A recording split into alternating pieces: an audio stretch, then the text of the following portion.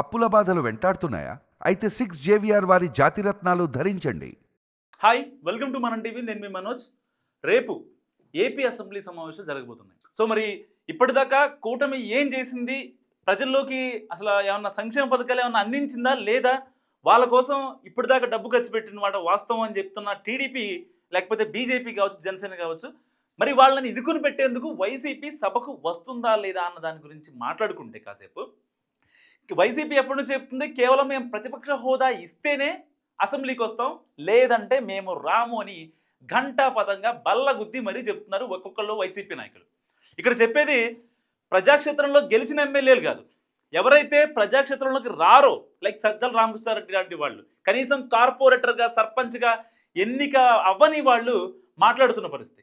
So ఇప్పుడు ఎందుకు రావట్లేదు అనేది ఒక చిన్న అనాలిసిస్ చేస్తే అసలు మ్యాటర్ ఏంటంటే, వైసీపీ ఎప్పటి నుంచి చెప్తుంది, మాకు ప్రతిపక్ష హోదా ఇవ్వండి, ఎట్టి పరిస్థితుల్లో మేము వస్తాం.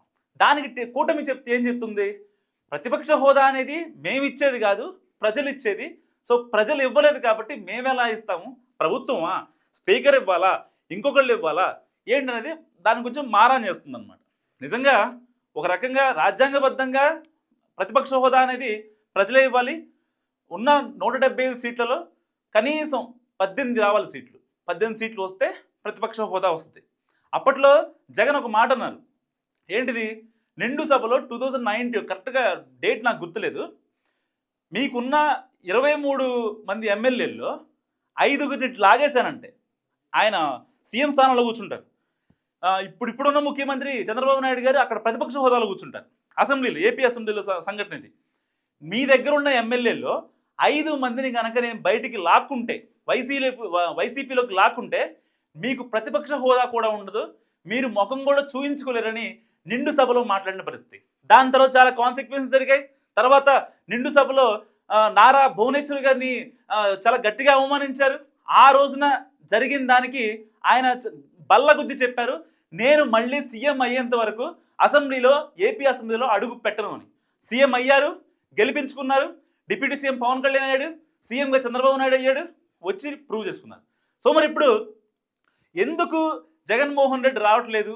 మరి గతంలో వాళ్ళ నాన్న కూడా అసెంబ్లీని బాయ్కాట్ చేశారు, ఇంకా చంద్రబాబు నాయుడు బాయ్కాట్ చేశారు, ఇంకా చాలామంది సోకాల్డ్ సీఎంలు, చనిపోయిన వాళ్ళు, ఉన్నవాళ్ళు, మాజీ సీఎంలు, వీళ్ళంతా అసెంబ్లీని బాయ్కాట్ చేశారు. తమిళనాడు కావచ్చు, మహారాష్ట్ర కావచ్చు, మధ్యప్రదేశ్ కావచ్చు, కేరళ కావచ్చు. సో ఇలాంటి కొన్ని ఎక్కువగా దక్షిణాలు జరుగుతుంటాయి, ఎందుకంటే మనకి పంతం ఎక్కువ, ఉప్పు కారం ఎక్కువ తింటాం కదా. సో దానివల్ల కొంచెం పంతాలు, ఈ పౌరుషాలు కూడా చాలా గట్టిగా ఉంటాయి. సో ఇలాంటి నేపథ్యంలో ఎంతమంది మాజీ సీఎంలు, ఇప్పుడున్న సీఎంలు కొంతమంది చేసినా, వాళ్ళు చేసిన దానికి అర్థం ఉంది, అందుకనే వాళ్ళు రాలేదు. ఇప్పుడు తెలుగు రాష్ట్రాలకే వద్దాం. ఇక్కడ కేసీఆర్ కానీ, లేకపోతే రేవంత్ రెడ్డి, ఇంకోళ్ళు ఎక్కడా కూడా బాయ్కాట్ చేయలే, వచ్చారు, వాళ్ళ సమస్యలు వినిపించారు.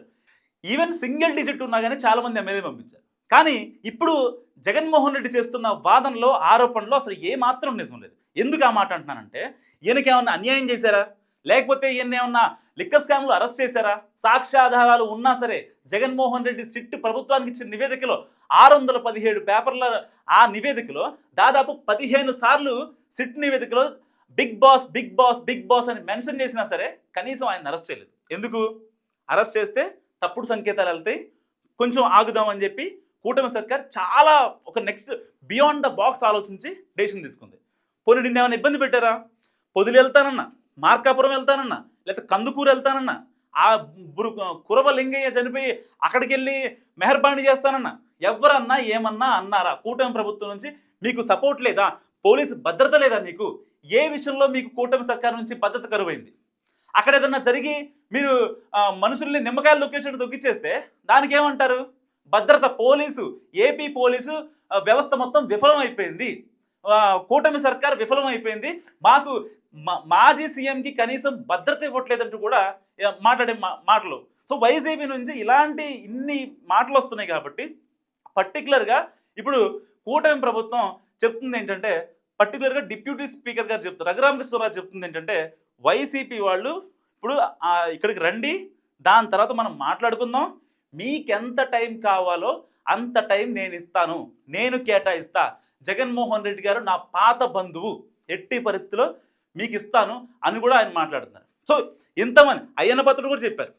అయ్యన్న పాత్రుడు ఒక నెక్స్ట్ లెవెల్ ఎగ్జాంపుల్ చెప్పారు, అది మీకు చెప్తాను.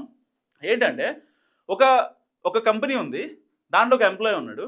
సో ఆ ఎంప్లాయీ ఒక రోజు లేట్గా వచ్చాడు, 2 రోజులు లేట్గా వచ్చాడు, పోనీ వారం లేట్గా వచ్చాడు, ఆఫీస్లో హెచ్ఆర్ చూసి గద్దిస్తుంది. లేదు అసలు టైమింగ్స్ ఏం మెయింటైన్ చేయట్లేదు, తీసేస్తారు, జాబ్ కోల్పోతారు కదా చివరికైతే. సో సేమ్ ఇదే మేనర్లో అసెంబ్లీ ఎమ్మెల్యేలకి దాదాపుగా 2.5 లక్షల శాలరీ ఇస్తారు. సో అలాంటి వాళ్ళకి రాయితీలు వస్తాయి, బోల్డ్ రాయితీలు. మరి ఇవన్నీ ప్రభుత్వం నుంచి బెనిఫిట్స్ ఎందుకు ఇవ్వాలి? వాళ్ళని సస్పెండ్ చేసి సరిపోద్ది కదా, వాళ్ళకి ఆ జాబ్ లేకుండా చేసి సరిపోద్ది కదా అని చెప్పి ఆయన మాట్లాడిన పరిస్థితి. సో ఇంతమంది చాలా క్లారిటీ ఇచ్చినా సరే ఇంకా సజ్జల రామకృష్ణారెడ్డి గారు చెప్పేది ఏంటంటే, ప్రతిపక్ష హోదా ఇస్తేనే మేము వస్తాం, నాకు స్కూల్ బ్యాగ్ కొనిస్తేనే నేను స్కూల్కి వెళ్తా, నాకు పెన్నులు పెన్సిళ్ళు అన్నీ ఉంటేనే, కంబాక్స్లు ఇవన్నీ ఉంటేనే నేను స్కూల్కి వెళ్తా, లేదంటే వెళ్ళను, నాకు సైకిల్ ఇస్తేనే నేను ట్యూషన్కి వెళ్తా, నాకు బండిగా ఉంటేనే నేను ఎంసెట్ ఎగ్జామ్ రాస్తా, నాకు మంచి ఐఫోన్ కొనిస్తేనే నేను బీటెక్ చేస్తా, లేదంటే చెయ్యను అన్న రేంజ్లో ఉన్నాయి అనమాట. నిజంగా నాకు అలాగే అనిపించింది. అండ్ ఇంకొక ఎగ్జాంపుల్, ఇప్పుడు ఒకసారి మన జగన్మోహన్ రెడ్డి గారి మాటలు విన్నాం. ఏమంటాడంటే, ఆ రోజున 2 సభలో ఇప్పుడు నేను అనకూడని మాట్లాడుకుని ఉన్నాయి, సో అది వినిపిస్తా మీకు. నారా భువనేశ్వర్ గారిని 2 సభలో అంత దారుణంగా మాట్లాడి, లోకేష్ పుట్టుక గురించి కూడా అంత దారుణంగా మాట్లాడిన తర్వాత నారా చంద్రబాబు నాయుడు గారు రానని చెప్పారు అసెంబ్లీకి. సో దాని తర్వాత జరిగిన కాన్సిక్వెన్సెసే కూటమి ప్రభంజనం. దానికి ఏమంటారు తెలిసేనా? ఒక నిమిషం వినండి. ఏడ్ చేసి అసెంబ్లీలో ఏమి జరగకపోయినా కానీ జరిగినట్టుగా ఒక డ్రామా క్రియేట్ చేసేసి కళ్ళల్లో నీళ్లు పెట్టుకొని ఏడ్ చేసి, తీరా చూసిన అసెంబ్లీ రికార్డులు అన్ని ఎతికినాయి, మా వాళ్ళు ఏదైనా తప్పేమైనా మాట్లాడినారేమో అని చూస్తే ఎక్కడా ఒక్కడు కూడా తప్పు మాట్లాడు. సో ఎలా పుట్టాడంటూ వైసీపీ ఎమ్మెల్యేలు అప్పట్లో వాళ్ళంతా ఇప్పుడు ఇంట్లో బొబ్బున్నారు, అది వేరే విషయం. సో వాళ్ళు మాట్లాడిన మాటలు, అసెంబ్లీ సాక్షిగా 2 సభలో మాట్లాడిన మాటల వల్లే ఇవాళ వాళ్ళంతా ఇళ్లలో మిగిలారు. ఎవరైతే ఓపికతో భరించి వాళ్ళంతా ముందుకు వచ్చారో వాళ్ళు ఇవాళ రేపు అసెంబ్లీకి వెళ్ళబోతున్నారు. అక్కడ ప్రజలకి ఏం కావాలో అది చూడబోతున్నారు. సో మరి ఇప్పటికీ జగన్ తీరు మార్చుకోవట్లేదు. తాడేపల్లి ప్యాలెస్ నుంచి లేకపోతే బెంగళూరు ప్యాలెస్ నుంచి బయటికి రావడానికి భయపడుతున్నాడు. అండ్ కేవలం ప్రతిపక్ష హోదా ఇస్తేనే నేను బయటకు వస్తా, అసెంబ్లీకి వస్తా, లేదంటే రాను అని చాలా బల్లగుద్ది చెప్తున్న పరిస్థితి. నిజంగా ఎప్పుడైతే వైసీపీలో సజ్జల రామకృష్ణారెడ్డి లాంటి వాళ్ళు ఈ స్క్రిప్ట్లు ఇవ్వడం, వాళ్ళ సజెషన్లు ఫాలో అవ్వటం, ఇలాంటి వైఖరి ఎప్పుడైతే మారుద్దో నిజంగా వైసీపీకి ఇప్పుడు మంచి రోజులు వస్తాయి. ఇప్పటికీ ఒకటి అబ్జర్వ్ చేయండి ఫస్ట్ నుంచి, అంటే ఈ బేసిక్గా క్రైమ్ ఇన్వెస్టిగేషన్లో కొన్ని ప్యాటర్న్స్ ఉంటాయి. అలాగే ఈ వైసీపీ చేస్తున్న పనులు కూడా కొన్ని ప్యాటర్న్స్ అబ్జర్వ్ చేయండి. 2019 నుంచి 24 వరకు సజ్జల హీరోగా ఉన్నారు. అన్ని శాఖల్లో ఏలెట్టేవారు, ఎవరు ప్రెస్మెంట్ పెట్టాలన్నా కానీ ఈయనే మాట్లాడేవారు. ఓకే ఫైన్, బాగానే ఉంది. దాని తర్వాత 2024లో ఎప్పుడైతే ఘోరమైన ఓటమి జరిగిందో దాని తర్వాత సీన్ మొత్తం మారిపోయింది. ఆయన పార్టీకి దూరం అయిపోయారు. ఇప్పుడు మళ్ళీ కాన్క్లేవ్కి వెళ్ళి జగన్ మౌత్ పీస్ లాగా లేదు అమరావతి అని చెప్పారు. సో అంటే ఒక రకంగా వైసీపీ వాళ్ళకి ఒక పిక్చర్ కనిపిస్తుంది.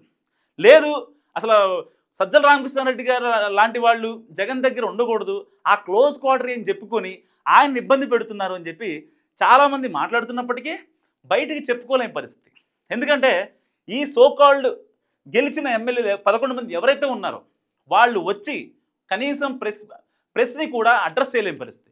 రేపు అసెంబ్లీ ఉంది కదా, మరి వైసీపీ అసలు ఏమనుకుంటుంది, ఆ దిశానిర్దేశం ఏంటి, దానికి సంబంధించిన ఏం మాట్లాడాలి, ఏం మాట్లాడకూడదు, అసలు కనీసం ఏం లేదు. సో జగన్మోహన్ రెడ్డి తీసుకున్న నిర్ణయం గురించి మీరేమనుకుంటున్నారో కామెంట్ రూపంలో చెప్పండి. మస్ట్గా చూస్తూనే ఉండండి మనం టీవీ.